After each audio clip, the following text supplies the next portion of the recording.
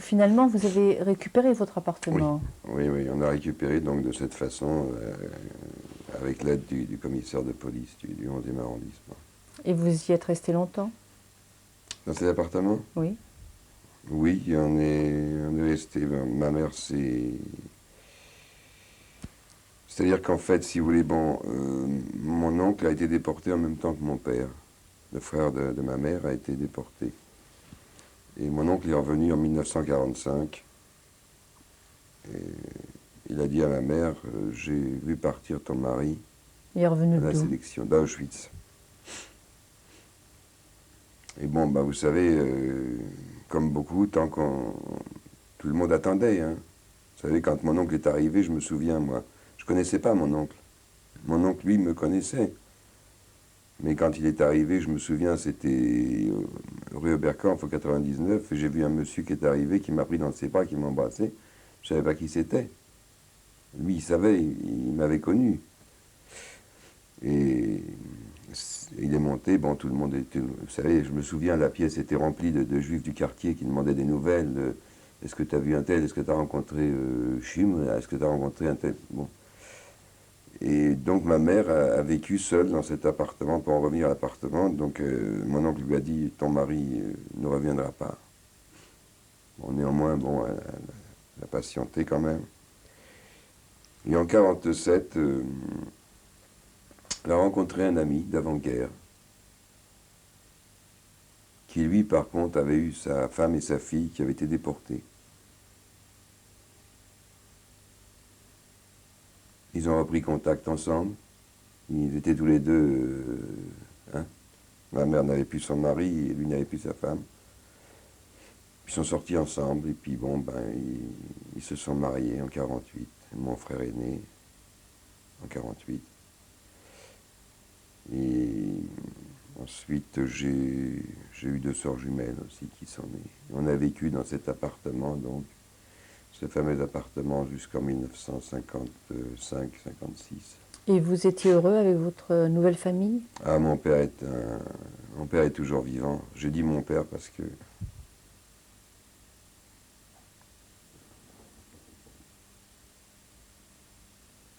bravo, Il ne faisait aucune différence entre aucune, vous et les autres aucune. enfants. Un homme extraordinaire. Votre mère, après la guerre, a retravaillé. Comment vivait-elle? De quoi? Oui, ben, ma mère a travaillé dans la confection. Tout de suite à la Libération, elle a trouvé. Elle était travaillée dans la confection. Et puis ensuite, bon, quand elle a connu mon père, enfin, c'est mon beau-père, mais je ne peux pas faire Oui. autrement que dire mon père, hein, parce que pour moi, c'est mon père. Mon père était piqueur de tige, donc il travaillait à domicile. Ils ont travaillé ensemble. Piqueur de tige, De c'est quel tige, métier? c'est-à-dire dans la chaussure. Il faisait le dessus des chaussures, toute la partie supérieure des chaussures. Ils ont travaillé ensemble, et puis jusqu'à ce que mon frère est né, et puis après j'ai eu mes deux sœurs jumelles qui sont nées. Et Et vous-même, quel métier avez-vous exercé? ben moi je voulais être médecin, mais c'était pas possible, bien sûr. Et puis bon, j'ai pas voulu donc continuer mes études. J'ai appris le métier de tailleur, j'ai un CAP de tailleur. Et puis disons que j'ai monté les échelons au cours du soir. J'ai passé des cours de maîtrise et puis je suis ingénieur en organisation du travail. Un diplôme d'ingénieur en organisation du travail. C'est dans le vêtement toujours? Dans le vêtement et j'ai un diplôme de chronométreur analyseur dans l'industrie. Et vous vous Ouais. êtes marié, vous avez des enfants? Oui, je me suis marié en 1960. J'ai un enfant, j'ai un garçon qui a 24 ans. Oui. Je suis séparé depuis 12 ans de ma femme. Mais non, moi j'entretiens de bonnes relations. Mais vous voyez, dans toute cette histoire, c'est ma mère qui manque. Elle est décédée maintenant. Il y a longtemps? 8 ans. Et il vous manque toujours autant.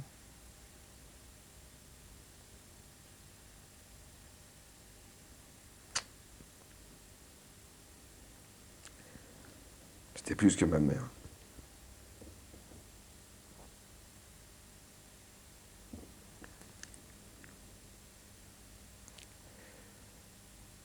Mes sœurs et mon frère ne peuvent pas comprendre.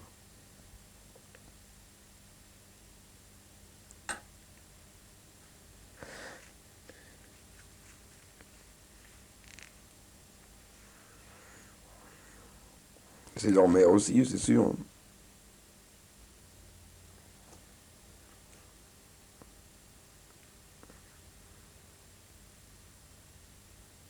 Elle vous a sauvé.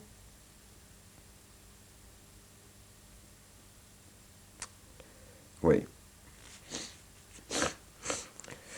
Je voulais plus témoigner, vous savez. Quand elle est décédée, je voulais plus. Et puis mon père m'a dit, c'est pas bien.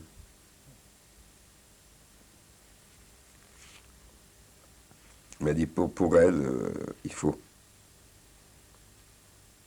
C'est pourquoi je suis là. Vous venez d'être nommé maire adjoint Oui, à la jeunesse et au sport. oui. Oui, oui, parce que j'attache une grande importance à la jeunesse. Et à travers toute cette expérience, quel est le message que vous passeriez ou quelle force ou faiblesse avez-vous acquise? Vous savez, moi, je reste très, très méfiant. Je reste très méfiant de...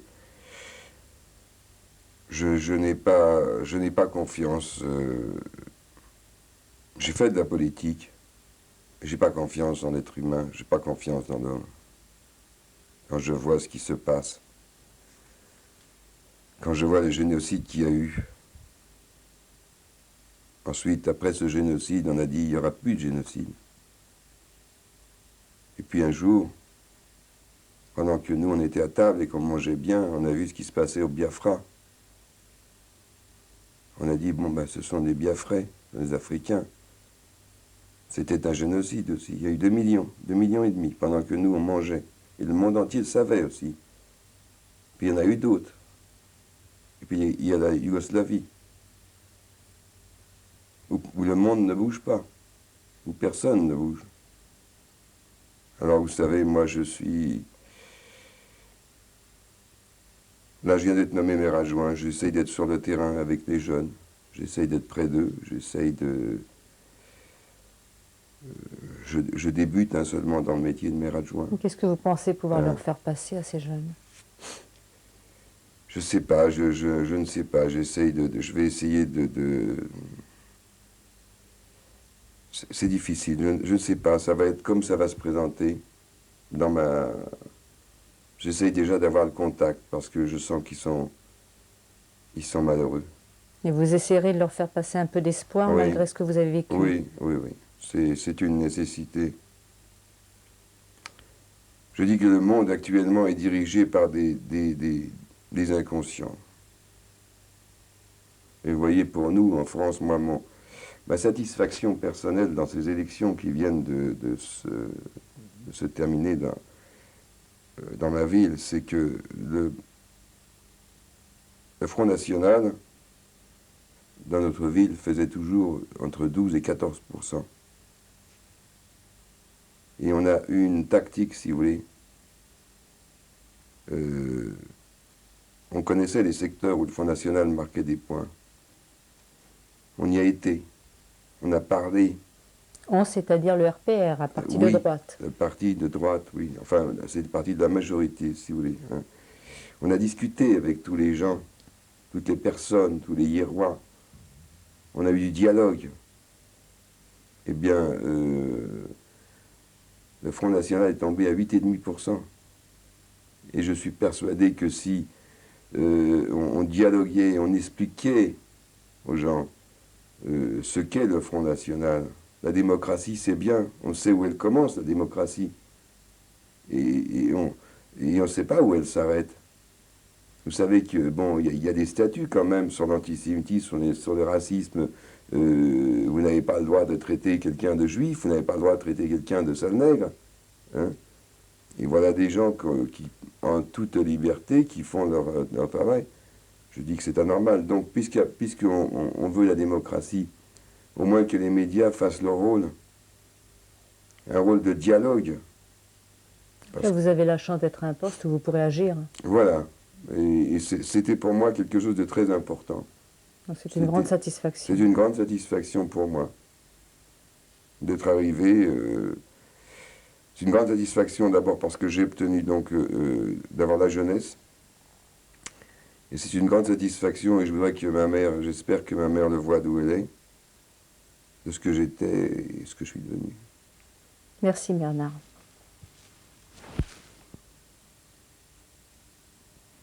Bernard, que représente cette photo?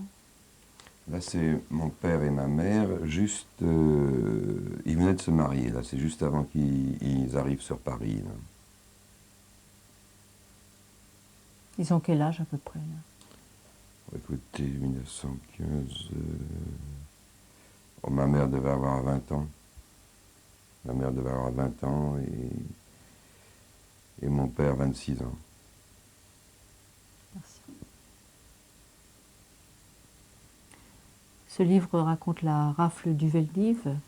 Oui, c'est un livre avec d'importants documents qui raconte intégralement la rafle du Veldiv et puis l'après-rafle, c'est-à-dire les camps de Pithiviers, Bonne-la-Rolande et ensuite Auschwitz.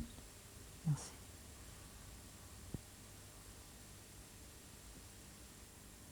C'est intéressant de prendre toute la page avec les chemins dessous, juste votre photo. Vous expliquez ce que représente cette photo? Là, c'est ma mère qui a déjà l'étoile, bien sûr, et moi. C'était en début 42, je crois. Et comment est-elle arrivée dans ce livre? C'est-à-dire qu'elle a été contactée, comme nous faisions partie des rares évadés du Veldiv, et on a été contacté par l'auteur. Je ne sais pas comment il a eu nos coordonnées. Et donc, dans ce livre, il y a tous les différents témoignages de personnes qui ont été arrêtées, dont les nôtres, dont ceux de ma mère, témoignages de ma mère, et puis cette photo. Merci. Et cette photo? Cette photo, c'est mon père et mon oncle, le frère de ma mère. Alors mon père est à droite avec le blouson foncé. Ils étaient tous les deux à Pithiviers. Et donc mon oncle, le frère de ma mère, lui est revenu après avoir passé 4 ans à Auschwitz. Mon père n'est pas revenu. Merci. D'où vient cette lettre? Alors ça, c'est une des toutes dernières lettres que mon père a écrites à ma mère de Pithiviers, quand il était interné à Pithiviers. Vous voyez, c'est écrit tout petit parce qu'il n'avait pas de papier. Et... Vous savez ce qu'elle contient? Non, je ne sais pas intégralement ce qu'elle contient, mais il lui explique que la vie est dure sans elle, sans le gosse, et puis que bientôt ils vont partir. Ils vont partir pour l'Allemagne. Ils ne savaient pas où ils allaient, mais enfin on leur avait dit qu'ils partaient pour l'Allemagne.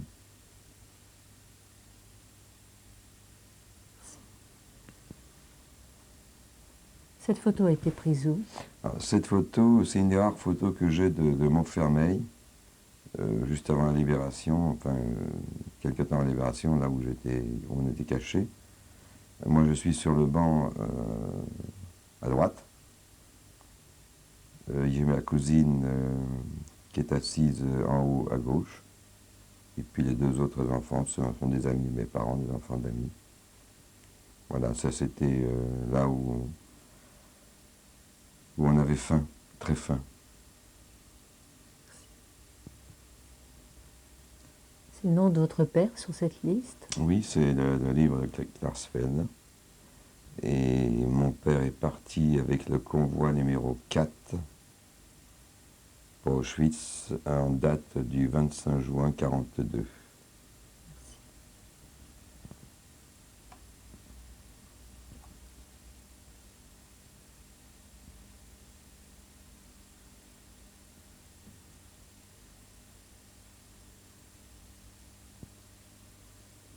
C'est vous à quel âge devant ce mémorial? Là, j'avais 12 ans. Et c'est le monument aux morts de la société Shedletz. Là, j'indique le nom de mon père qui est marqué sur cette stèle. C'était à Bagneux.